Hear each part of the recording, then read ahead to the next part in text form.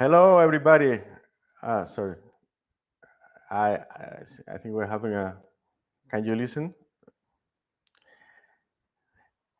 Yeah,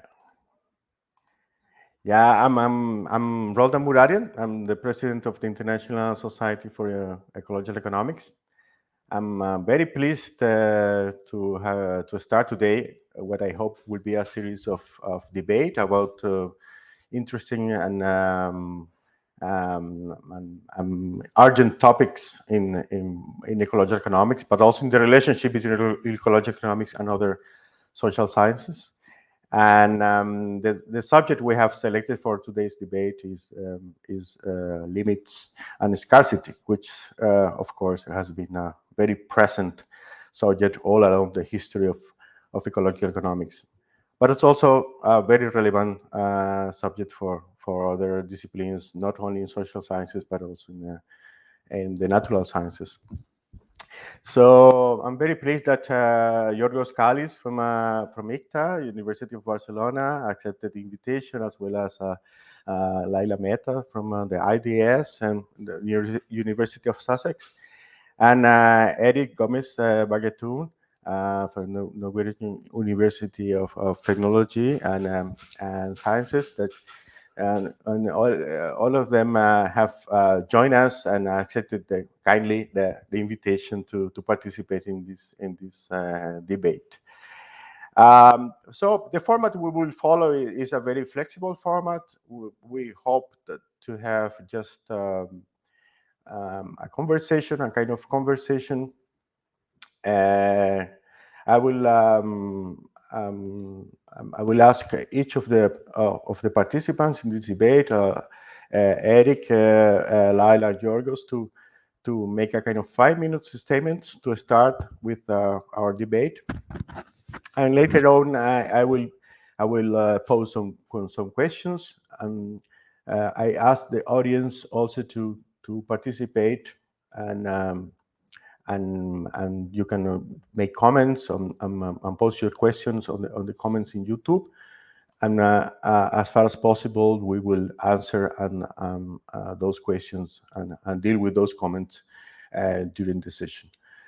So this session is expected to last 1 hour and a half, which is not really much for three persons, but I hope you will enjoy it, and I hope this is the first time we do it in the ISEE, and I hope it's going to be to go well without technical problems. So thanks again, and I would like to remind you to become a member of the International Society of Ecology and Economics, and one of the purposes of these kind of events is to encourage people to become members and to enlarge our membership. So as I said, we have a very free format. That's the idea, is to simulate a kind of bar conversation. So, but I asked the three of the participants to prepare a kind of very brief introduction statement, 5 minutes statement about this subject, to summarize her or his ideas or thoughts on this. So I will ask first Erik to start.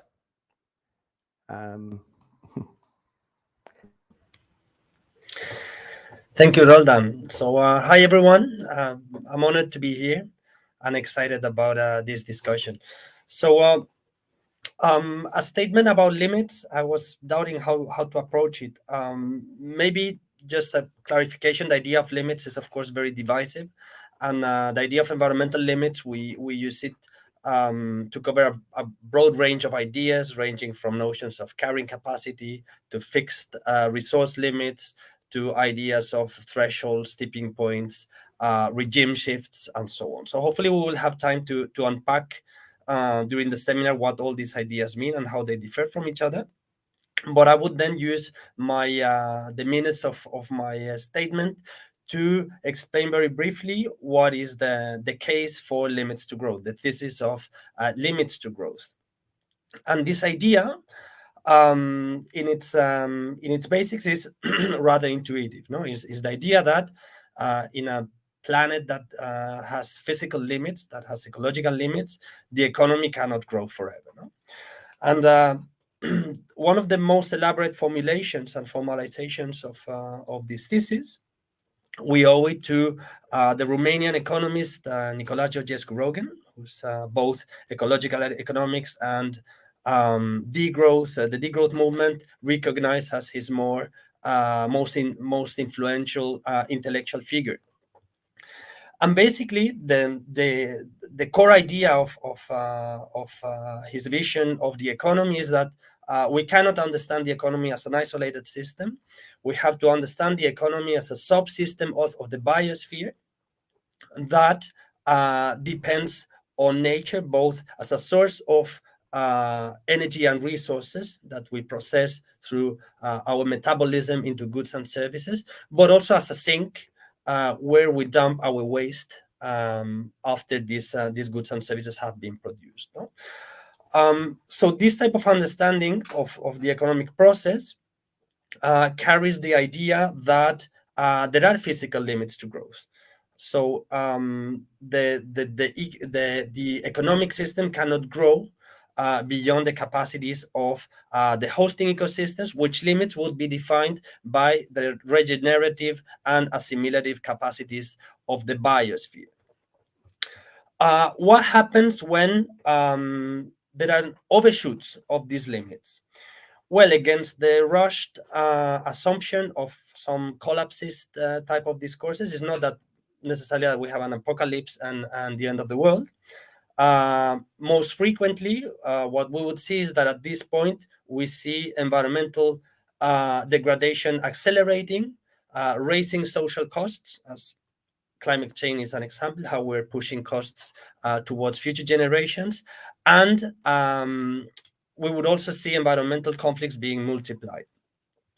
The origin of these conflicts lies in the idea that, as Georgescu-Roegen noted, the industrial economy is not circular, it is entropic. So basically, it depends on the dissipation of growing amounts of energy and materials that cannot be, most of which cannot be reused again. No? So to feed this growth machinery, this growing economic metabolism, we need to push the commodity frontiers and the extraction frontiers to ever new territories, encroaching on the habitats of other species and on the livelihoods of local communities, no? Which explains so many environmental conflicts happening around the world in the extraction frontiers, in extraction, but also where we dump the waste and the emissions back. No? So this would be, in a nutshell, the idea of limits to growth. And this is a thesis that was, if we look at the last 50 years, because interestingly, this year is 50 years since the publication of Limits to Growth, it's a story of the rise, fall, and resurgence of the idea of limits. No? So in the 70s, this had a lot of influence, not least through this Club of Rome report of Limits to Growth. But then in the 1980s, it's pushed back by mainly two lines of criticism. One, ecological modernists and conventional economists that make the case that limits are surmountable by technology and resource substitution. But another line of criticism coming from the social science and political ecology that takes issue in particular with one strand of environmentalism, so-called NeoMalthusians, that would mobilize the idea of limits to prompt quite controversial discourses around populations, around carrying capacity, etc. No? So part of this literature, and Lyla wrote an excellent book about this, was also pushing back some versions that had a sort of biophysical determinism in how we understand limits. No? And political ecologists have shown, among other things, how scarcity, yes, it has a physical root, but there are also social and political processes through which scarcity is produced. No? Enclosure of common pool resources, commodification, privatization, and so on. So interestingly, we see the thesis of limits has been re-emerging over the last decades around ideas like degrowth, donut economics, planetary boundaries, and so on. And I think that we are at a very interesting moment, because we are sort of taking stock of what we have been learning through this discussion of the last 50 years. And there are very interesting dialogues going on at the moment between different strands in ecological economics, political ecology, and degrowth, trying to understand, among other things, which dimensions of limits are physically determined by properties of the material world, and which dimensions of limits are defined through social and political processes. Well, thank you very much, Erik. A very nice summary of some aspect of the discussion, because it's a very broad debate and there are many ways to address it from different perspectives, of course. And that's part of what we're doing here, trying to understand it from the different point of view. And then I would like to ask Giorgos to step in and to make a 5 minutes statement. Thank you, Roldan. Thank you for organizing the event, and very happy to be in the company of Lyla and Erik. Let's see what I can share in 5 minutes. I want to share a little bit the argument of the book I wrote in 2019 called Limits, Why Malthus Was Wrong and Why Environmentalists Should Care. And I want to focus on the second part of the equation, why environmentalists should care, or why, let's say, ecological economists should care. So I think there is something wrong in the way we have been approaching limits. And in saying that, I don't think I'm the first one to say it within ecological economics. My mentor at Berkeley, Dick Norgaard, back in 1995, on the occasion actually of the debate between ecological economists and economists around limits to growth, he wrote an essay that had stayed for me for a while until I managed to write this book and put my own ideas and I think develop his idea. In a short essay that he had written called Metaphors We Might Survive By, he argued that limits, the idea of limits, is failing us as a metaphor. The idea that there are some limits out there external to us, that they are limiting us, it's a failing metaphor for the environmental movement, he argued. And he said, if we want to recuperate and reclaim this meaning of limits, we have to think of limiting our impacts on one another, and I quote here, and the environments with which we interact, to understand limits in this way. And this is the idea that I try to develop in my book, this distinction between limits as something out there and limits as a collective project, political project of self-limitation. Now, if you hear limits, the claim that limits as a metaphor, this might sound on a first here as something very constructivist, or perhaps opening the door to arguments that there aren't limits, eco-modernist arguments that we can have technologies and do whatever we want. I would like to urge for caution here that that's not the argument. We have to understand what it means saying that limits are a metaphor. It's not something crazy that is denying the reality of the material world. The material world is the way Erik described it, right? Is our metabolic relation as humans and as other animals have with the materials that they need and they transform in order to provide for their living. That much is clear, no? There is a material reality.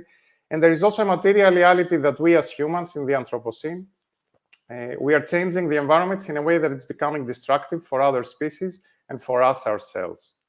So we have the capacity to change the climate, and by changing the climate, we have the capacity to make life miserable in the planet for generations to come. We have the capacity to, right now, very actual, no, to annihilate one another with nuclear bombs all around and create a planet again, which is completely unlivable for millions of years for other species, definitely for us. So we have the capacity to destroy life in our metabolic relation to it and destroy ourselves along the way.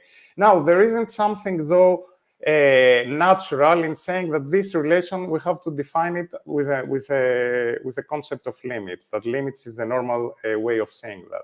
If I talk about nuclear war, for example, you can see that limits as a concept doesn't offer us anything. Like, I don't really care how many bombs we can throw before we destroy the planet, right? Or I don't care how much radioactivity exactly the planet can take before it passes a certain limit where it's livable or it's not livable. It's precisely a case of we have to limit ourselves before we destroy one another and we destroy this planet.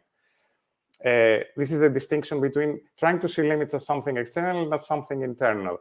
And in that sense, limits is a particular way of saying this metabolic relation we have with the planet. And it's not a natural one or the only one. It is one that, for historic reasons, the environmental movement has inherited and has developed upon. Is it always right? I think there are many problems with the idea of seeing limits as something external and using this metaphor. And why do I say it's a metaphor? I'm saying it's a metaphor because there is an irrevocable and irreducible always social component in it. There is always limits to something. There are limits to economic growth, to GDP growth, which might be exactly as Erik said it, that there are limits to economic growth. But there is always limits to something and to someone. So limits is not something that it's on the abstract. There are limits out there and they are what they are. On the abstract, what there is the reality of the planet and the material reality of the planet. Whether we want to see that as limits or not is our choice and our metaphor. Why not invoke these external limits? Why do I think it's wrong? Dick Norgaard, in his original essay, pointed a lot to the problem of science and scientists, that by putting limits as something external to us, there is always some experts knowledgeable that they can point to us what they are exactly, these limits, decide them for ourselves, etc. Norgaard goes to lengths, not to lengths, it's a short essay, but in his book, he went to lengths to showing like how difficult is this determination and how like it takes out the political dimension that it's involved in this process of determining what limits are. But there is also another problem, and there is the problem of a potential authoritarian drift, that if limits are something that it's external and it is what it is and it's existential, then we give the right to someone to protect us from that. It doesn't have to be this way. It can be democratic, but it is obvious that if something is external and it's existential, it easily gives itself to an authoritarian drift compared to saying we have to decide how we want to limit ourselves. And finally, it shifts away, I think, as a metaphor, the burden, which is the responsibility to us ourselves to limit ourselves, which is to limit our emissions, to limit our capacity to destroy one another with weapons, to limit what we are doing in relation to the external environment. And finally, the point that I make in the book is that this metaphor has reached its limit, if you want to say it in this way, in the sense that it's a metaphor that in the capitalist system, it has been functional from its very beginning. The idea that there is a frontier which stops us from something has been a key essence of the capitalist system in mobilizing it, in fighting against that limit, in trying to overcome it. This is what I try to explain in the book, and I think we can discuss more in detail after, trying to trace this idea of positing always an external limit to which capitalism galvanizes its power in order to confront it. I trace it actually in the work of Malthus, which I think is a new and different understanding of Malthus. And my basic argument in the book is that we as environmentalists, we have to get rid of this Malthusian thinking that it's still with us, that puts limits always as something external to which we have to struggle, adapt to, or overcome, and instead take the responsibility of claiming the need to limit ourselves and our societies collectively. Interestingly, non-capitalist civilizations before capitalism didn't have this sense of external limits, and on the contrary, they had the sense, they had very strong institutions of self-limitation and very strong senses of affluence, even if they lived with a fraction of what we have right now. So in my book, I try to reverse a little bit this logic and argue that only when we self-limit our societies, we're going to really live within limits, which is what we environmentalists and ecological economists want. Thank you. I think I took two minutes more, but it was really hard. Thanks a lot. Thank you very much to all of you for the effort to stick to the 5 minutes. I know this is very difficult, but now you are doing a wonderful job. And so I will put here in the comments the link to the book of Giorgos, which I really recommend to everybody here. And it's a very readable and nice book. And it's written, if I'm not mistaken, for a broad audience, so people from different fields can really read and enjoy it. And as Erik said, also Lyla published a very relevant book for our discussion that is precisely called "The Limits to Scarcity," right, about 10 years ago. And I will put, so it was a kind of pioneer book, so I will put also the link here. Later on, we will also share an event that Erik is organizing this year, and about this celebrating the 50th anniversary of Limits to Growth report. And we will talk more about that later on. So I would like to ask Lyla to make her statement. Thank you very much. Thank you so much, Roldan and ISSE for this opportunity. And it's a particular pleasure to have this debate with Giorgos and Erik. So I bring to this debate two issues. One is sort of non-economic perspectives on limits and scarcity, building on long-standing work on the issue. First, both empirically, looking at resource politics around water, land, food, but also looking at the sort of conceptual engagement and the intellectual history of scarcity. And I also draw on the histories and knowledges of non-economic disciplines, so anthropology, feminist and decolonial thinking, non-equilibrial ecology, and also heterodox economics. And to look at how we can sort of look at this debate around scarcity and limits to contribute to an emancipatory agenda, which of course I share that aim also with Erik and Giorgos. So this book, Limits to Scarcity, is actually over 10 years old, but I think, it's still very relevant. And I guess what we were doing there was we were asking why has scarcity acquired this sort of all-pervasive character that is usually blamed for humankind's woes for centuries? And partly that has to do with sort of Malthusianism and NeoMalthusianism, and I know we're going to talk about that. But we kind of argue that it's really important to denaturalize scarcity and question its taken for granted nature. So following the late Steve Rayner, it's important to maintain that scarcity is a kind of dangerous idea, and it rarely takes place because of the natural order of things. And usually it's the result of exclusion, unequal gender and social and power relations that legitimize skewed access to and control over finite and limited resources. But this doesn't mean that, scarcity is merely a social construct. Obviously, there are biophysical realities and limits. So we've heard from Erik already about them. But I think where I disagree partly is that these are often used in sort of very universalistic and blanket ways. And as Giorgos said, they can also legitimize authoritarian control or technocentrism. And also this idea of limits to growth, while obviously growth has to be limited and we've seen the dangers, but this means different things to different people. And different people, especially the poorest and powerless upon them, experience these limits and also scarcity in different ways. So there's a huge divide between sort of universalized and generalized portrayals of scarcity or of thresholds, boundaries, limits, and the ways in which these are locally perceived and experienced. So that's why we really need to discursively unpack what is meant by this, and for whom is this scarce, or for whom is something limited, and why not. So these nuances are often missed in these debates around limits, growth, boundaries, which usually, I would say, tend to privilege sort of global environmental concerns over local ones, and often justifying top-down solutions and technocratic ones at the expense of people and livelihoods. And Erik has acknowledged that. But still, you have this sort of pervasiveness, almost now at the planetary and global scale, of these ideas of planetary limits. So you have the Anthropocene, and even in the Capitalocene. What's missing is the sense of unevenness of how this plays out in different parts of the planet, or why the different shifts affect particular locale, species, or social groups in different ways. So really, it's very important to look at history, at colonialism, at differences between the global north and the south, between men and women and non-binary people, colonialists and locals. And also, even as natural scientists argue, the whole construction of limits and physical indicators are always going to be mediated through particular models, scientific assessments, and scientific cultures, usually Western. So they are incomplete forms of knowledge, and these are also molded by uncertainty.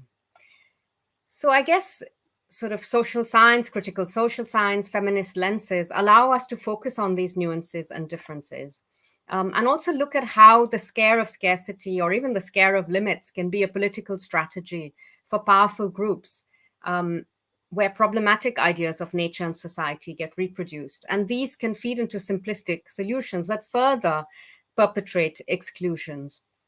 And of course, there are also many limits and many scarcities that are non-material in nature.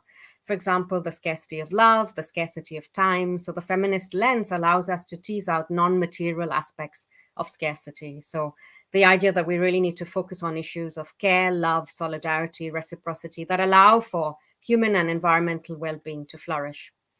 And finally, as Giorgos said, I find this idea of self-limitation and taking limits seriously very compelling. But of course, there's a whole governance around it. And if there is this sort of catastrophic framework or logic, this can also be kind of dangerous in terms of, who is then shaping these debates in terms of social policy, in terms of immigration, in terms of health. And it's very important that the burdens around this kind of self-limitation do not fall disproportionately on the most vulnerable and the most poor.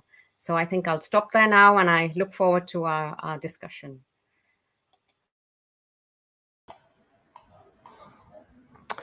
Thank you very much, Lyla. I think, as I see it, you three have a very complementary point of view, very complementary perspective, not really opposing, but that's my interpretation, but we will see it later on today. So yesterday, preparing this debate, I was reading the Limits to Growth report, which by chance was published the same year that Giorgos was born. You wrote it also in your book. And I was born just 1 year later, so we are more or less the same age. So, and I was surprised how accurate it was for some things, like for some variables, like they predicted the outcome of some variables up to 2000, so already a long time ago.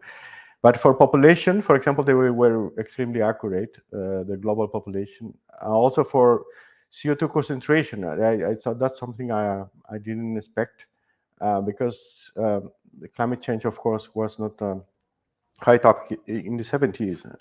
But they were extremely accurate in predicting CO2 concentration in the atmosphere. But the Limits to Growth report, of course, has been very influential worldwide and in different disciplines, including ecological economics. But some scholars criticize it for being neo-Malthusian or something like that. And I think that the three of you share a criticism of Malthusianism in general as an ideology, but also of neo-Malthusianism. And I think we have a broad audience. So maybe, I thought that maybe we can start like defining key concepts. One of those is Malthusianism. So I would like to ask you what you think Malthusianism is, and what really is the incidence of Malthusian ideology nowadays in the current debate. Do you think this is important, is outdated, or nobody is really representing it?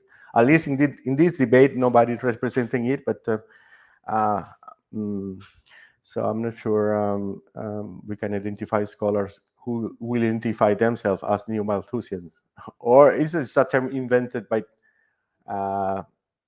critics?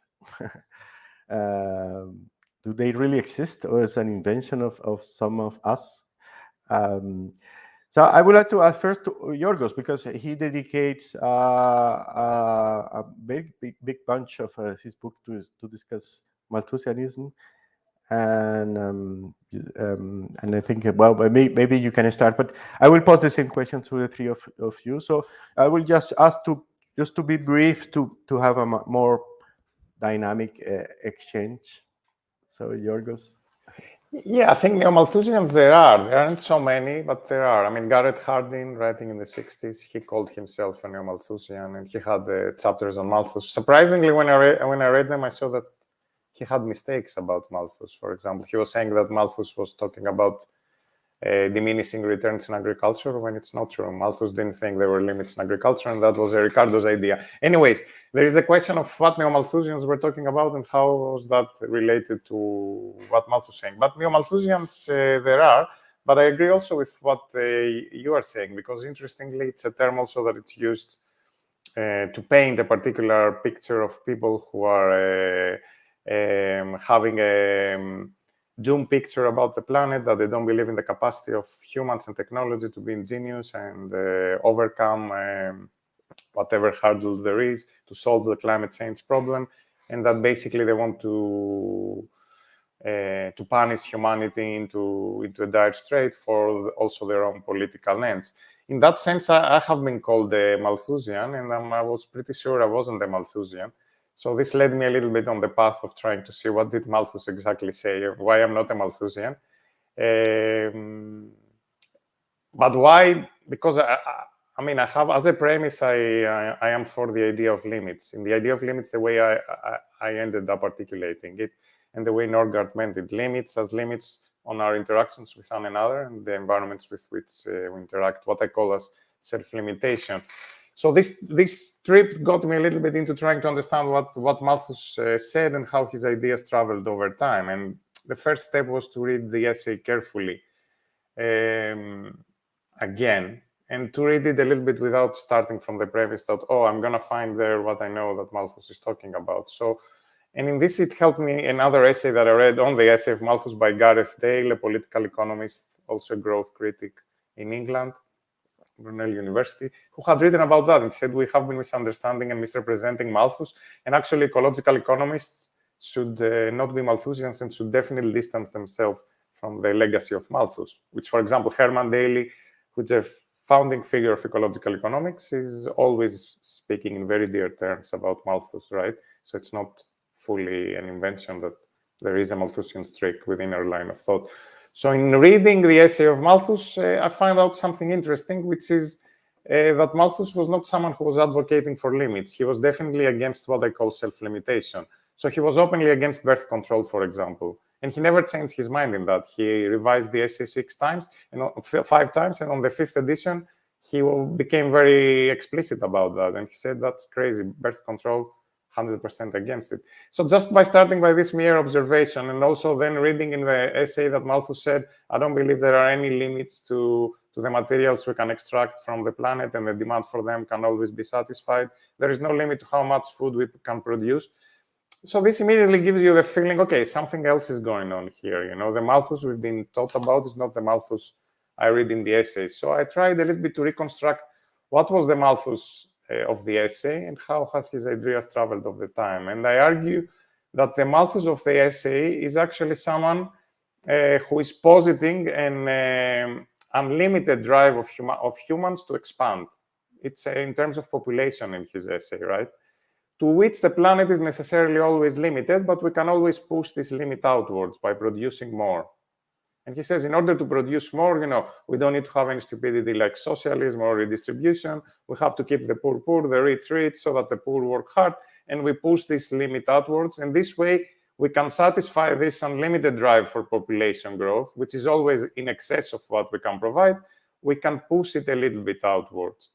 And my argument is that if we follow the understanding that this is what Malthus argued, the true neo-Malthusians continue being the economists and the eco-modernists and the people who keep making the same argument, right? That our drives for consumption, for population, etc., are unlimited, and they are taboo. They cannot be limited, and we will never limit them because it's in our human instinct to always want more. And therefore, what can we do? We can always push these limits a little bit further out. We can, if it comes to that, we can fly to the moon and make a colony there. It's a logic of colonization, of expansion, of a last frontier that has to be overcome. So that's my main insight, and this is the insight I try to bring to ecological economics and say, like, listen, we are trapped within a logic that it is the logic of the system we are fighting against intellectually, you know, the system of limitless growth. We are trapped partly within the idea that it's the foundation of this ideology of limitless growth. We can discuss more where this ideology comes from and where it came from. Thank you very much. I would like to ask Lyla to comment on that, because I think probably you have the most critical stand on Malthusianism and Malthusianism. And for example, there is now a question in the chat and in the comments of YouTube about planetary boundaries. And if I have understood correctly some of your work, you are very critical of this notion of planetary boundaries. So maybe you can comment on that. Thank you very much. Great. Well, I mean, Giorgos has read Malthus very carefully, so I think I'm not sure I can match that. But I'll talk about the contemporary reach of NeoMalthusianism and Malthusianism and why I find that problematic. So, regardless of what he said or didn't say, I mean, I think the popular notion is this idea that population growth would exceed food production, with checks required from deaths, disease, famine, late marriage, etc. And there's been a pernicious impact. Because I guess there's been very simplistic linkages between soaring numbers, climate change, conflict, resource scarcity, and there's a massive reach. So even today, like, you had Prince William saying a few months ago that there are too many babies in Africa. The whole series on the Planet in BBC, Richard Attenborough talks about too many people. And mostly, who are these people? These are Black and brown people. Let's stop them from having babies. So there's a massive reach. And I guess this fixation on overpopulation ignores the more crucial aspects around how is power distributed, unequal gender, caste, ethnic discrimination, unequal terms of trade, state planning, centralized technologies, land and tenure arrangements, ecological degradation, and who's actually perpetrating all this? Who's doing all this? We already heard about the tragedy of commons and, that very problematic framing, and that is still there, whereas there's been so much empirical work from the commons actually showing that people cooperate. They're not necessarily, going to get into conflict with each other. But these kind of debates and environmentalism are still very, very far-reaching, and they're very pervasive in Washington think tanks and USAID thinking, for example. So really determining a sort of global poverty and economic development framings, conservation framings. And as Giorgos said, you can have this kind of techno-authoritarianism and environmental narratives. So without these imposed checks, population growth will lead to resource depletion, degradation, violence, etc., etc. But, we know that actually we have enough food and water to go around, even though we may be around, but despite that, we have a problem of chronic hunger. And even in very, very rich societies, you have obesity and hunger as two sides of the same coin. And you still have massive chronic malnutrition in countries like India, despite the Green Revolution. So I guess, it's really important to move away from some of this reach of NeoMalth and also the control that it places on. I mean, it's great to hear from you, Giorgos, that he was against birth control. But what is actually happening in a lot of these population policies? The control of women's bodies, and it's persisting.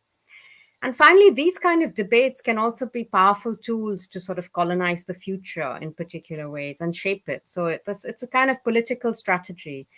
The scare of scarcity, the scare of overpopulation can justify certain means and interventions. So biotech, land grabs, etc. So I guess you colonize the future in a certain way.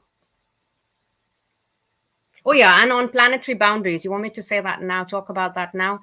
So as I was alluding to, it's sort of almost like this debate of limits have now moved to the planetary scale. And there's a lot of uncertainty in the science also around determining these boundaries.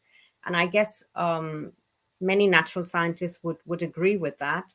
And finally, when you move things to the planetary scale, are we looking at sort of the unevenness on in particular locales, on particular people, on particular livelihoods, and what this means? So we don't just have one planet.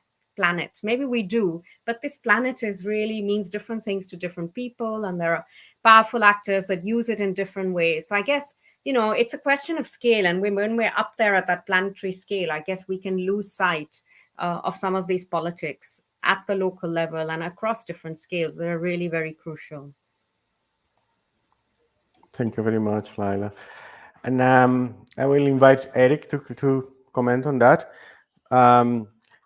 Just to encourage the discussion, because in a recent paper, you said that Malthusianism never came to dominate environmental discourses on limits. But I mean, also in a recent paper, Lyla says that there is a kind of currently there is a revitalization of NeoMalthusianism limits to growth discourses. So she associates NeoMalthusianism to limits to growth, and And probably this is a point of diversion between the two of you, and maybe you can comment on that, because it doesn't seem to match the two statements. So probably either you have a different interpretation of Malthusianism, or or you don't agree at all. So you can comment on that. It would be nice. Thank you, Roldan.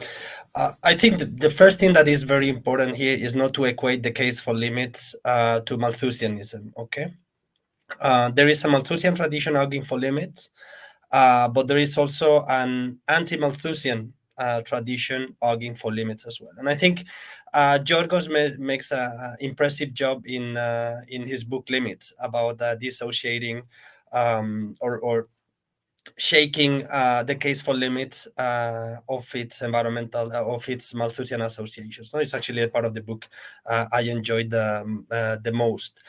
Now, I think the idea of Malthusianism and NeoMalthusianism creates lots of confusion. I mean, Malthus was not concerned about ecology. Malthus was concerned about the privileges, the threatened privileges of ruling classes as the poor were multiplying. No? So we must be entirely clear about this. I do not see, although there is a strand, I think the majority of environmental economists do not identify themselves with this tradition. When it comes to Neo-Malthusianism, there's a lot of confusion because there are two things in there. We have these so-called Neo-Malthusians of the 70s, Harding, etc., promoting this kind of lifeboat ethics, Hobbesian view of the world. We're here competing with each other, suggesting sort of egotistic type of strategies to deal with environmental limits. But we also have another tradition of that was prominent in the early 20th century, a movement of anarchist women that called themselves Neo-Malthusians. They published a journal called La Grève des Ventres, the strike of the bellies, where they actually made a case for raised issues around population, but not in the name of a population bomb.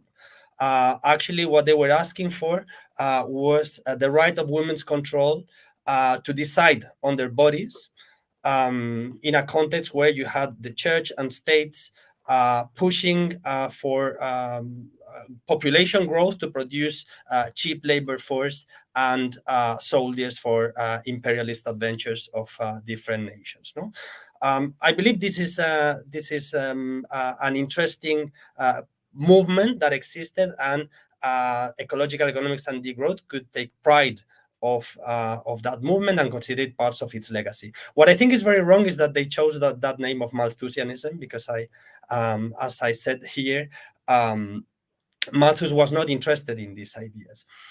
Now, what is Malthusian? I think Lyla has explained it quite well. Malthusianism, in the way we understand it today, and Neo-Malthusianism, mostly relates to one strand in environmentalism that puts the focus of the narrative around population growth. So this would be the main driver, according to this framing, creating environmental problems.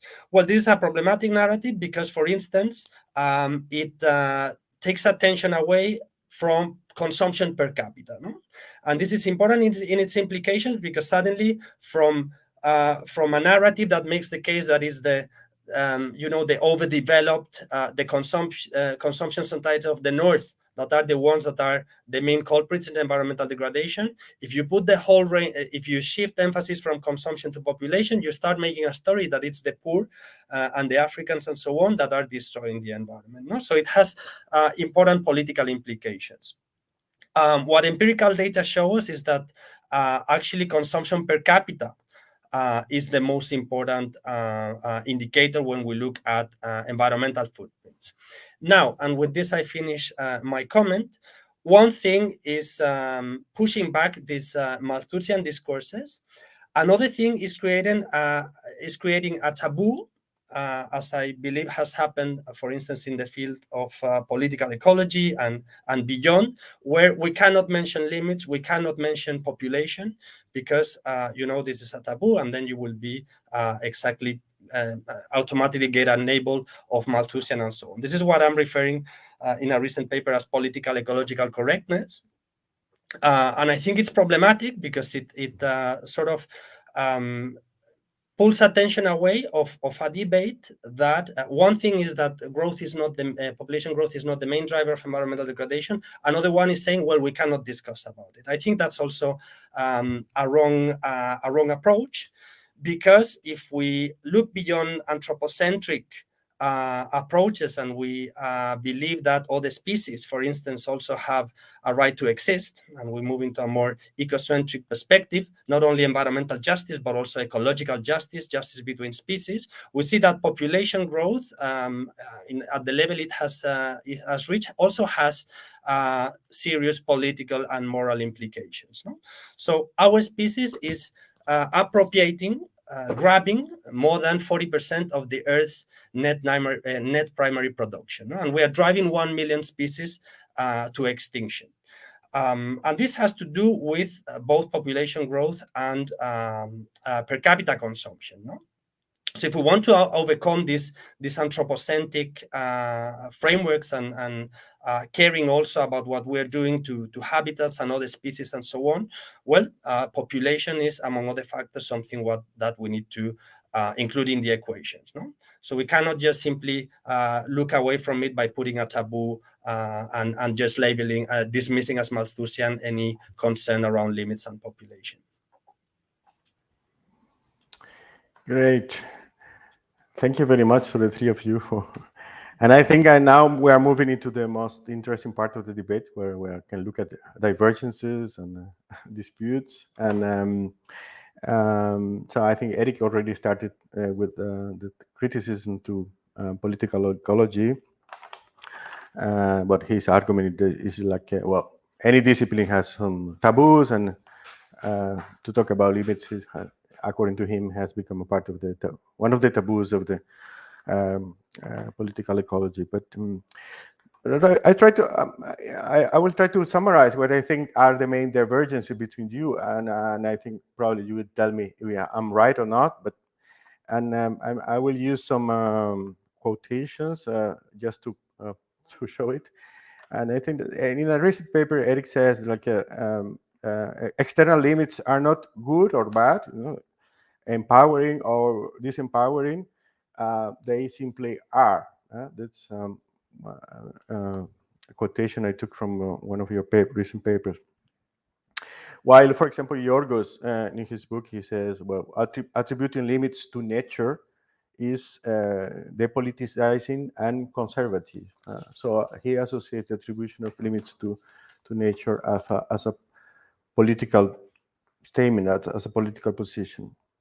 And so, and he calls for, he said already, instead for collective self-limitation.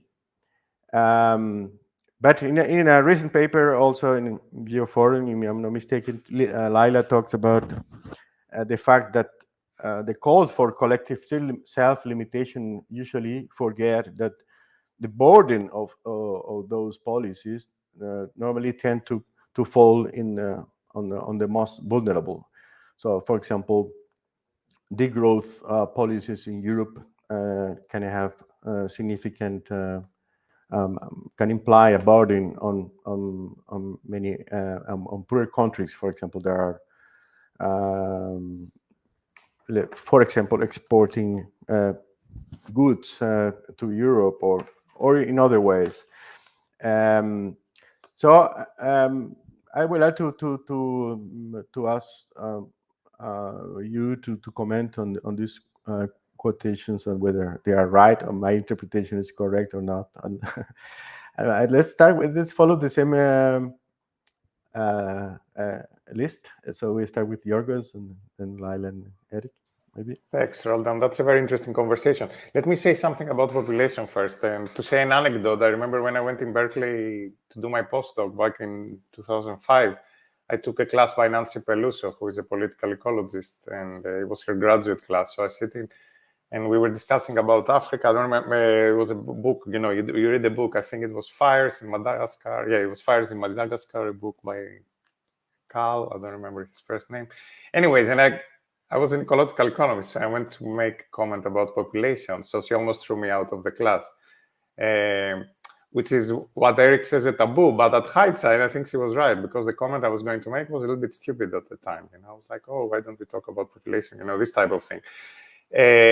So on the one hand, I agree that it shouldn't be taboo to talk about population, but on the other hand, it's true that 99% of the times that we talk about population, we talk in the wrong way. And I think this shouldn't happen, and I don't know if it should be a taboo or not, but if someone does it, you have the right to tell them you're terribly wrong, get out of my class also. Okay, I'm not like that as a teacher, but I think Nancy was a little bit more decisive on this front. What's the problem with population? It is that it's a discourse that it tends to follow a natural way. For example, it's always women, the right of women to control their bodies. I'm saying, I say that a little bit to exaggerate, but when I say that, people laugh, but it's not just a joke. I say right now there's vasectomy, but you don't hear about the right of men to do vasectomy or the obligation of men to do vasectomy and not have more than 2 children. I mean, it's not women alone that have children, right? You can vasectomize all men in a country that they don't have more than 1 or 2 children. That's much easier than trying to deal all the time with women and women. I'm just saying that to say that the way we talk about these discourses are very much framed in a particular way that we shouldn't take for granted. Another way we take it for granted, we take the responsibility of population as being somehow part of the people, that it's their bodies. That's a Malthusian version of it. For us here, that we understand political economy, Marxist thinking, etc., understand that there are economic forces that at certain particular moments in time, like the moment Malthus was writing, were pressuring people to have as many children as possible in order to have cheap labor in the factories. Silvia Federici writes, actually, that there was a whole wave of subjugation of women precisely for that purpose. That was a political project. So then to talk about population, immediately you do something which is very apolitical, that you take out this whole political story that we know from Marx, from Federici, and from others, and you frame it as a question of bodies, people, and women, mostly, right? But as something biological, as something animalistic of humans, So in that sense, we really need to develop our way we talk about population. And I don't think the IPAT equation helps, because IPAT, again, gives you this feeling that, okay, population is a variable, and that's a variable we should control. That is, again, it's a pre-framed way of looking at that. I would say that we can, if you want to follow a mathematical way of thinking, dissolve this P and say, what is it that drives this P, and focus on these factors, rather than this P as being the factor of change. About limits, indeed, we do differ with Erik there, and we've had a lot of communication via emails, via talks. I refer to him also in my book. I say a friend of mine told me that, and it is Erik there. So there is a dialogue going on that it's also inside the book, and I think it is there. So Erik says limits, they simply are. I'm not so sure that limits simply are. I mean, in one sense, of course, there is a biophysical world that decides what we can do and what not, right? So there is the biophysical reality. But whether this biophysical reality is a limit or is not a limit, it's not there out there in the abstract. It is always in relation with something you want to do. So the very word limit means that it limits you to do something. That's why I'm saying it's a metaphor. So yes, there is the law of gravity, which is a reality. The law of gravity is, okay, it is what it is. It's not a metaphor, I would say, or at least it's not as metaphor as limits. So the law of gravity is what it is. Now, if you want to jump from a skyscraper and arrive down intact, the law of gravity limits you, but it's not a limit per se, the law of gravity. It is a limit always in relation with something you want to do. So I don't think limits are what they are. Limits are always something in relation with something we want to do, which, again, I insist here, doesn't deny the biophysical reality, doesn't deny the law of gravity. The law of gravity is there. If you fall, you are crushed. But there isn't any reason for you to fall. You can just sit on your couch. And it is precisely your intention to jump from the skyscraper is what creates a limit. And it is, if we understand that, then precisely the weight of the issue is on the need to limit ourselves, the self-limitation. It is on you not to want to jump through the skyscraper. If you insist that you want to jump to the skyscraper, then it becomes like a whole conversation. Okay, maybe I can build a parachute, then I build airplanes, and I get fossil fuels that can throw airplanes there, and then I can go also to the space where there is no law of gravity. Also, this conversation never stops. You can always try to overcome a limit, etc., etc. You know, this is why I want to shift the debate from the external conditions, that they are what they are, but they are not a limit necessarily, to the internal conditions, which are the ones that have to be limited.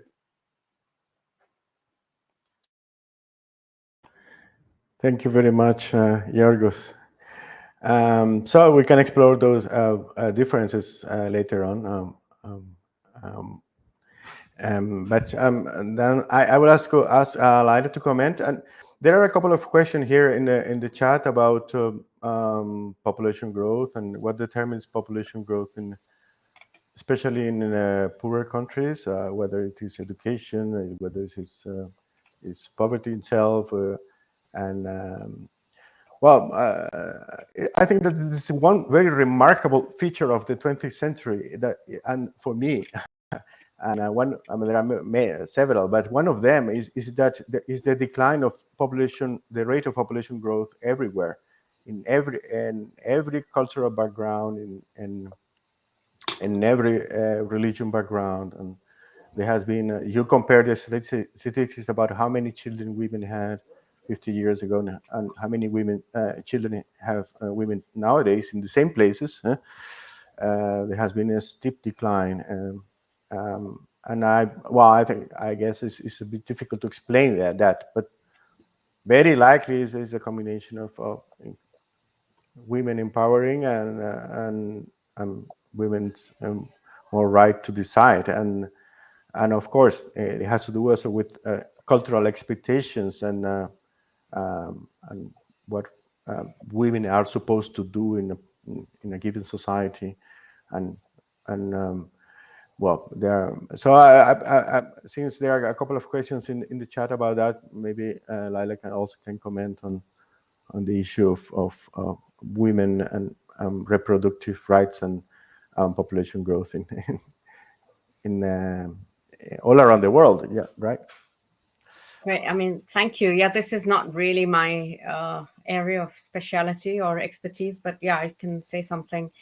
So I guess, yes, sometimes population is a taboo. And Erik, I appreciate what you say about, there's not just one species, there are many species. So yes, I guess, but I think in some ways, I think consumption matters more. So even in countries where you have, the average birth rate maybe 4 whatever percent. I mean, let's look at the consumption there compared to Norway or the global north. So I guess we need to look at that. But I know it's a very contentious issue, and there are also feminists that have recently said, make kin, not babies, which has been quite controversial. Donna Haraway and others. On the issue of, as Rosen said, I guess the crux of the matter is about choice and gender equality and education. So when there is greater gender equality, when there's greater education, then you do find that, you're not going to have so many babies. And but that's a very complicated issue around gender relations, social relations, questions of choice, etc. And as Giorgos said, why are we usually talking about women, not men? I mean, men were targeted very badly in India during the population program, and that was so coercive. That was in the 70s. It was very, very controversial. But as you say, it's mostly, women's bodies that are controlled, and certain women, I would say, it's very racialized. So I think we really have to be aware of that. So if population is an issue, it really has to be done in a you have to address these issues. Roden, I was impressed by how you read all our recent stuff, and I think yes, there are some differences and complementarities between us. For me, I kind of do disagree with this idea of, yes, there are biophysical issues, there's biophysical limits, but there's always ways to work around them many times. So I guess that's what I'm concerned about. So you could have dwindling groundwater in an area, but then people can dig a well, and some can and some can't, and then some can resort to desalinization and others can't. So I guess these limits will affect different groups differently, right? And so I guess and they also interpret it differently. The science is not clear either. Even understanding what is happening biophysically is going to be interpreted differently. So yes, there are limits. I don't know what kind of that means. So I guess I have some issues with that. And as you said, on this issue also of self-limit, so I think I would disagree slightly with one thing you said. I think there's quite a lot of coming together in terms of degrowth, both in the global north and south. There are people also in the global south that would argue and use degrowth arguments. But I think it's a question about who has greater historical responsibility, who's got to actually start the process, who has to self-limit. And I think it's very clear that it should be the rich in every society. So you will have fat cats in Kenya and India, etc., and China. So you have to look at, these divisions and debates also.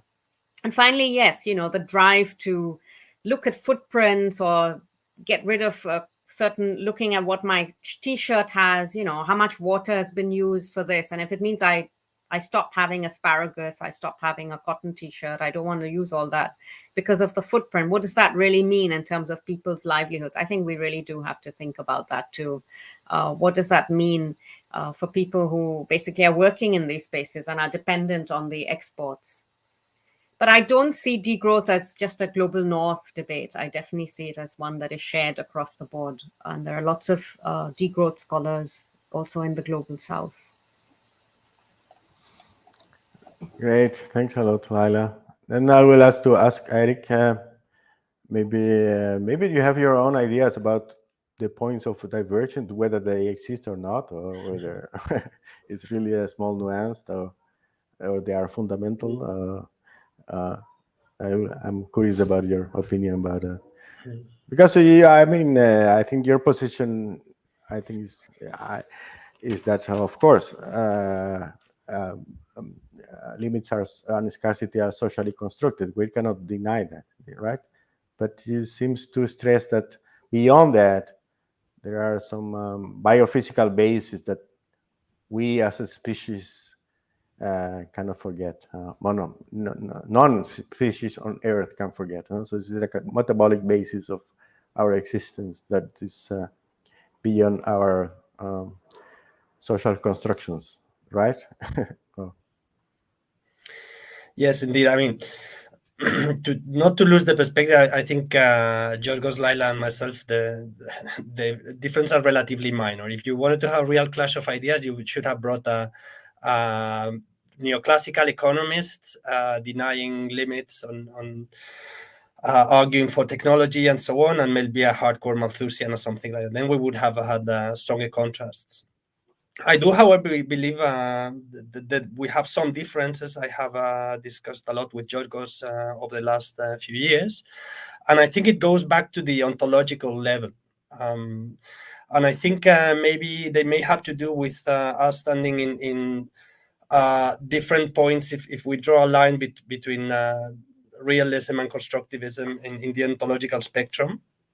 My criticism and why I'm trying to push back, also acting a little bit as a devil advocate in these recent pieces I'm writing. I think we've moved from a situation like 50 years back, where we were having this dominance of so-called what we refer to now as sometimes as naive realism, the idea that well, this is the world, this is the reality, this is the truth, and we sort of on that we make experts can make the decisions, etc. So I think the critical social sciences, for instance, have done a formidable job in deconstructing that idea, explaining the political processes through which these narratives are built, and so on. But in my opinion, we may have pushed things too strongly towards the constructivist end of the spectrum. So reducing all these ideas of limits to just narratives or metaphors or constructs, I think it has dangers. Both, I think they can be both politically counterproductive, but also ontologically wrong. So I have two concerns here. One of them is that we see how the ontological debate has shifted in the last 50 years from the idea of limits as physical barriers to growth to the idea of limits as where we emphasize much more its character as a metaphor.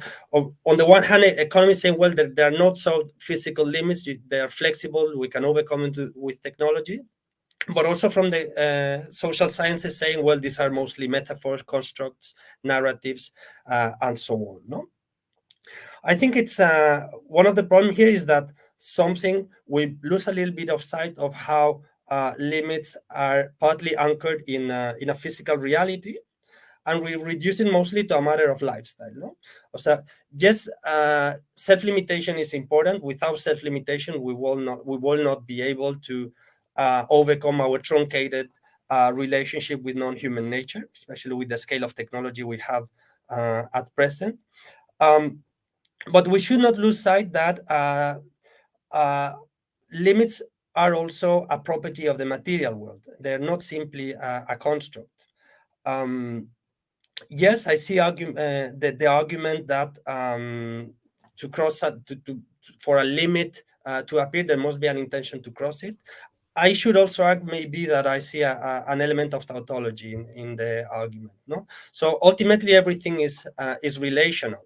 But actually, if we think, for instance, of a community, a small community subsisting on a large fishery, these fish can be very abundant, but actually they are not infinite. No, so there are physical limits to the amount of fish that can be extracted, and this is independent of the aspiration and the choices of these communities. There are physical parameters defining how much fish you can extract from a system, how much timber you can extract from a system. No, so this is why I think it's sometimes problematic. Yes, we can create emancipatory or reactionary narratives of limits, but let's not forget that beyond the type of narratives we create around limits, limits also reflect some kind of physical reality of the material world, of things that do not exist in an infinite magnitude. Okay, and this is something we can describe through physical parameters and so on. The concern has been raised by both Lyla and Giorgos about the authoritarian danger of narratives on limits. I fully agree. I fully share that concern, but I would also argue that this concern, this danger exists also at the other extreme of the narrative, right? Yes, there's this danger of expectocracy, but now that we have been deconstructing truth for 50 years and emphasizing that everything is socially constructed and so on, we have also created an intellectual climate of relativism, where actually, well, people in the social sciences doesn't dare to talk about truth any longer. It sounds as an entirely old-fashioned idea and so on. And I think this climate of relativism can also be very easily exploited by denialists of climate, and not least by the new authoritarian populism we have seen with Trump, with Bolsonaro, etc., that says all these ideas of climate change and so on is the new communists, etc. No? So this authoritarian danger also exists in the other side. And I think it's very interesting to see, for instance, how Bruno Latour, that is an author that has been for decades trying to deconstruct all these ideas of scientific truth and so on, now is taking a step back and saying, well, actually, when we see Bolsonaro and Trump coming, actually, we must actually make a little reminder that there is some physical reality out there, and that science can actually tell us some things about climate change and some problems that we are facing. No? So how we strike the balance between those two is where I think I'm trying to push back a little bit. Yeah, thanks a lot, Erik. I agree with you that we have to acknowledge that we don't have the whole spectrum of possible positions on this matter, and it will be nice for the next debates to bring people from really different perspective and point of view. So I think we're heading to the end of this debate. We have 20 minutes left, and I think we should make an effort to interact with the audience. Thank you very much to all the people that has been here. And on the top of the session, we had up to 80 people attending, which we consider a success. Very, very nice. And so I will ask the interveners, to pose the questions. We will not have the time to address all the questions, but I will try to pose some of them, some comments or questions. So I will ask. I wanted to ask Giorgos, Lyla, and Erik to answer in a very briefly way, so we can collect several of them because we have only 20 minutes left. I will pose the first question to Giorgos. You can see the question, Giorgos, in the screen. It's posed by Leticia. What is the argument for self-limitation, if not that there are external limits that threat our survival? And probably that links well with the previous discussion from Yes, Erik. it does. I mean, I would turn it the other way around. So if there are external limits, then we don't need to self-limit because we're going to be limited one way or the other. So I would say the opposite. I mean, the argument for self-limitation does not need the argument of limits. Self-limitation is because we don't want to destroy ourselves. We don't want to destroy other species. This is where I differ a little bit with Erik to what he just said, like, I don't think there is a risk of denialing of physical reality or of truth, of some kind of physical truth, when you say that limits, the precise way of seeing it as limits is a metaphor. No, I mean, as I said, the law of gravity is a law of gravity. Whether you see it as a limit or not is a metaphor. So in that sense, I don't think we need the extra metaphor. Like right now, we are destroying the climate. We agree on that. The planet is going to be unlivable. We agree on that. Yes, we have to stop it, to stop fossil fuel emissions to zero. Self-limitation, let's call it. We agree on that. Of course, we agree. Is there something extra gained by fighting, as environmental movements do like now, whether we've passed 1.5 or we are going to 2, or whether 1.5 we should stick to that limit or to 2? Yeah, there is difference between 1.5 and 2, but none of them are like absolute limits. And the point is not to discuss these absolute limits, apart as political strategies. Do we want to push with a narrative of 1.5 or with a narrative of 2? But I don't really think we need that metaphor there, or to say that 1.5 is a planetary boundary. Okay, it is. And then you cross it, and then you're like, okay, now it's 2 or it's 3. Or maybe eventually 7 is the planetary boundary where no human on Earth is going to live, and I agree. But I don't find that constructive. I think the emphasis should be on the need to stop carbon emissions right now because we are destroying the planet, be it or not be it the limit on 1.7 or 3.9, And what I try to do in the book is to show that apart from that argument of self-destruction and destruction of the planet, there are many other good arguments for self-limitation. There is the argument that you create and you are really free only when you live within limits. I go a lot length in the book to explain what this means. But there is also a nice Gandhian motto, which actually Gandhi didn't say, but I think there are many nice things that Gandhi didn't say, but people attribute to him, which says, live simply so that others may simply live. No, that you limit yourself to leave space for others, humans and non-humans, to live. So there are very strong arguments in their own terms for limiting ourselves. And by limiting ourselves, I don't mean limiting ourselves just in what we consume as individuals, right? I mean, as societies politically organizing in order to limit our interaction and our expansion to the human world, to the non-human world, or, for example, limiting our fossil fuel use right now. Thanks, Giorgos. And there is a question that I think can be linked to Lyla's work on water. She has done extensive work on water scarcity in India, right? And there is a question about the extractivist industries, which are heavy water consumers, of course, everywhere in the world. So maybe you can replied, answered that question. Can you see it? How do you set limits to extractivist industries, and are there any real cases of research body that coaches on this? And Cristobal. Yeah, I think so. Where we're talking about limits is, I mean, these are political questions, right? So limits to consumption, limits to extractivism, and it links to power relations and convening power. So, who is going to stop, and how will we achieve that? So you could have the same plot of land and the same water resource, and it's going to be extracted in different ways. So I guess it's a political question for me. And obviously, we've got to limit extractivism. And is it going to happen? And do we stop it? And how do we stop it? And it's all about corporate power. So I guess addressing some of these thick questions. But these are people who also have convening power. They're shaping the debates around global limits, for example. I mean, they're there in the World Economic Forum. The big corporations are the ones who are actually, causing extractivism all around the world. They are the ones who are now defining resource scarcity, resource links, etc. So I guess there's that wider political question that we need to look at.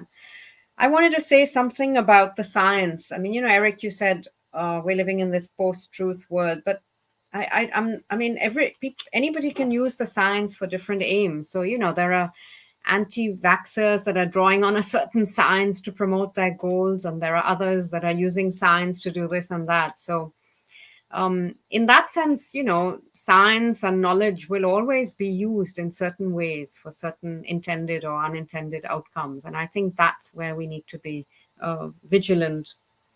And so for me, it's about the power, it's about the convening power of certain individuals, about others, who's getting to shape the debate, and whose voices are being heard, and why not, and how do we lift sort of individual or sort of invisible perspectives around some of these issues, perspectives that don't count, people who are not often invited to fora like this or anywhere.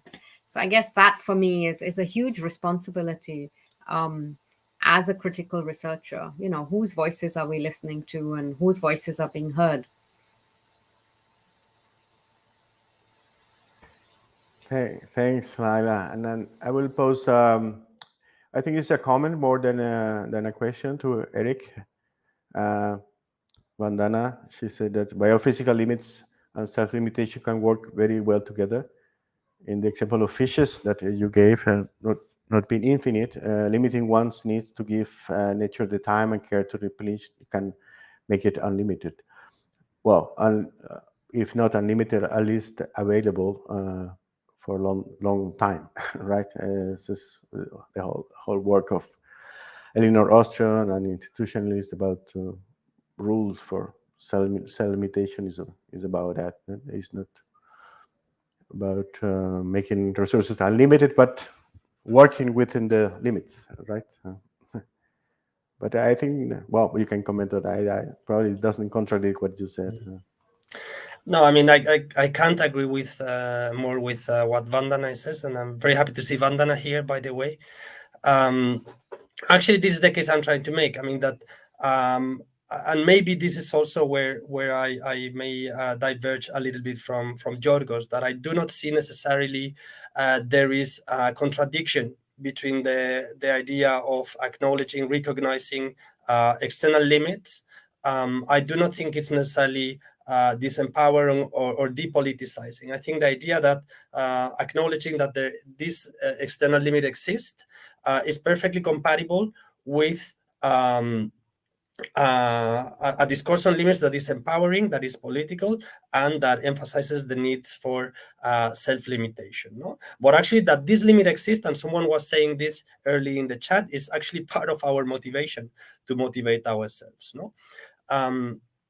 So, I mean, these limits exist, and they are objective in some cases. So we know through science that there are certain levels of toxicity that our bodies can tolerate. There are certain amount of kilocalories we need to have in order to keep alive, etc. No? So these material frames, I think they have to be acknowledged. This is the material frames, the physical reality in which we live. And within those frames, of course, these limits cannot tell us what we should do, but they tell us something of what we can do and what we cannot do.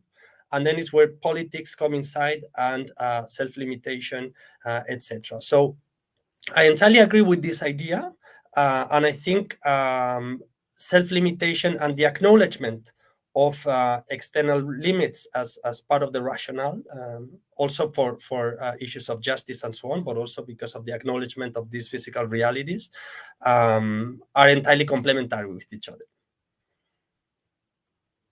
Can I say something on the fees? Sorry, because this, I think we can make the conversation a little bit more exciting and interesting like that. So I'm thinking in terms of the fees, because it's a good example. Okay, so why I think it's problematic to emphasize the part that the number of the fees is limited. The number of the fees is obviously limited, okay, so there isn't any disagreement on that.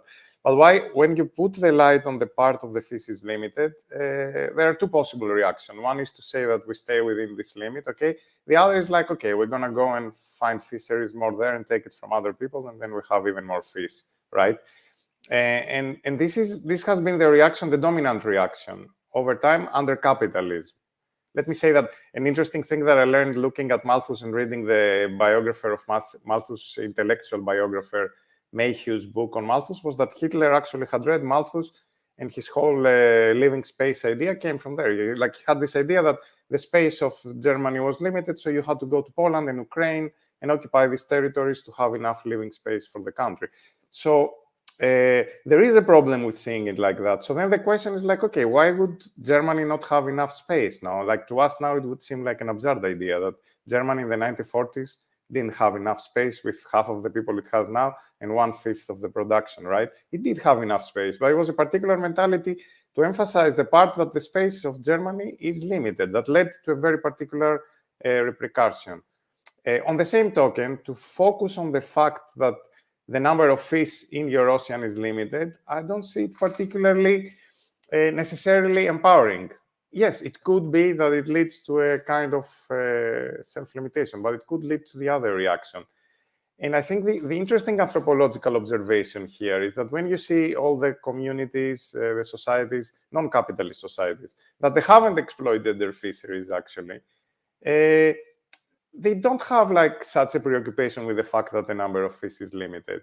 So I think this goes with what Vandana said in a nice way, that it is actually societies that do impose limits on themselves, that they don't come to see this necessity to emphasize and highlight the fact that the number of the fish is limited. Because in one sense, it's no longer limited for them. Not that it's unlimited in the sense of being infinite fish, which is not, it's a definite number. But this definite number of fish is more than enough for what they are doing. So practically, it's infinite for them. Now, practically, the consumption of fish they have can last forever. So the fact that this number of fish is X is not a limit anymore. Or at least it's not necessary to see it as a limit. That it's limited, yes, it's 100 tons of fish, right? But if you use like a renewable amount every time, it doesn't matter. This is a little bit, I think, where we differ. And I think it's nice that through this conversation, we managed to get to the gist of that and communicate to also to more people. I mean, just to come in here briefly, I guess if that fish is limited and communities have learned to live with that limited fish, you could suddenly have trawlers coming in, right, and making a mess of things. And also, you know, there are all these debates about, okay, water is finite here, but then you have people who say, oh, there was just last week, there was this debate, let's privatize the moon. So then once we do that, we can then solve poverty on Earth or mine Mars for water. I mean, think about that. What does all that mean? So recognizing limits in one place doesn't mean you're not going to do other things elsewhere and, you know, not break away from that logic. Okay, thanks again. It's a pity we have to close in a few minutes the debate. It could last for 3 hours more. It was a very, very fun experience, very nice experience. Even though there were no many punches, but next time we will create. Probably we will invite people with more divergent visions, and then. But I think it was extremely exciting and educational debate. I apologize for some of the people that participated and posed questions and comments in the chat, but due to time limitation, I only selected a few of them. I apologize for that. So yeah, we're coming to the end. We have only 5 minutes left. And well, I have put here in the chat again twice the Giorgos book, which is really very much recommended for everybody. And Giorgos, as he has shown here, he has read the original authors and in depth, and he has made a very nice historical recount of this concept, and it's very worthwhile to read his book. And Lyla has also Lyla, sorry, has also published a recent book about the politics of climate change and uncertainty in India, and some of the chapters address these issues. I'm not copying again the link here. And Erik is organizing an event this summer about this subject, a kind of celebration of the 50th anniversary of Giorgos and also of the Limits to Growth report. So Erik, if you want to close the session and talking about your event, inviting people to participate, that would be very nice. Thanks, Roldan. We have only 4 minutes to finish. Okay. No, yes, I would like to invite. We're having in the Norwegian University of Life Sciences. We have a so-called sustainability arena where we're working with notions of environmental limits. And we have a mix of political scientists, economists, environmental scientists, Turare Benjaminsen and other people involved. And one thing we're doing is we're organizing this seminar in June in Oslo. If hopefully this I don't know if you have it at hand, Roldan, to share it in the chat. Where we will have, among others, Jørgen Randers, who's one of the original authors of Limits to Growth, and have a debate of where the debate stands 50 years later. Since you gave me this opportunity, Roland, I would also encourage people that are interested in these discussions to look at an ongoing forum at the journal Political Geography on scarcity, limits, and degrowth, where I think we're discussing exactly the type of questions that have been raising today during the debate. Actually, both Lyla and Giorgos and myself are all involved. I think it has also been shared in the chat, so I would encourage you to look into these discussions.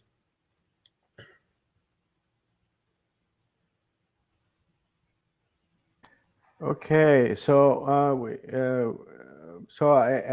if you want to briefly talk about your recent book, Lyla, you have still 2 minutes. Maybe you can take advantage of that. I have put in the chat, Erik, both the special issue of Political Geography and the event in Norway. Yeah, thank you. I'll also be at that event. I actually work 20% in the same department where Erik is in Norwegian University of Life. Just I haven't been there for over 2 years because of the pandemic.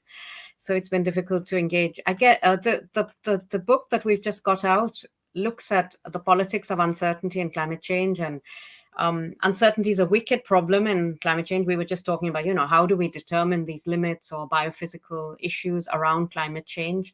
So we were trying to move away from just looking at the perspectives of scientists, but also to look at how this is conceptualized by people on the ground at the front line of climate change. So really we had this heuristic of looking at above, middle, and below, and the politics of uncertainty, and really trying to bring diverse knowledges and perspectives together, because like scarcity, uncertainty can be politicized. And we've seen that also in the pandemic, how you make sense of the uncertainty, how it can be an excuse to do nothing, or it can be used to achieve certain aims. But it's been great to be here, and thank you so much, Roldan, for this very exciting debate. And you should have invited some post-truth kind of person, so to really have fireworks.